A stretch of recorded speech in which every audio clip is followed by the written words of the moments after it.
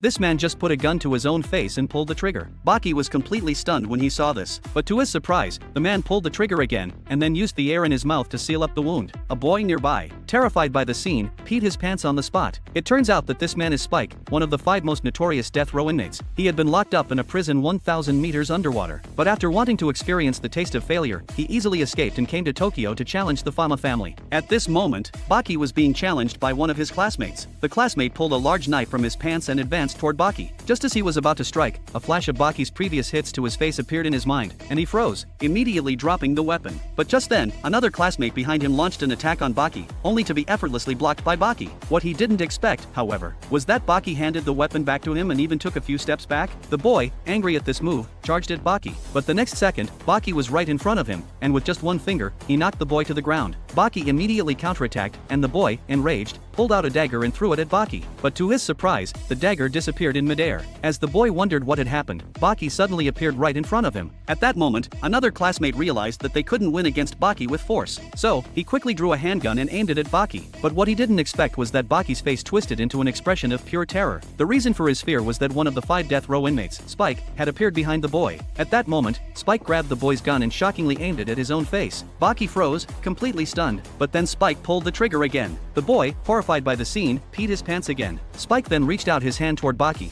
as if to introduce himself. Baki, still shocked, moved forward to shake hands, but in the next instant, Spike's hand fell off. Baki stood there frozen in fear, but then Spike casually said that it was the hand of someone he loved most. Hearing this, Baki was even more shocked. Before he could react, Spike kicked him with full force and slammed him to the ground, launching a brutal attack. The boy, witnessing the chaos, immediately ran off to escape. Soon after, the police arrived and took Spike into custody.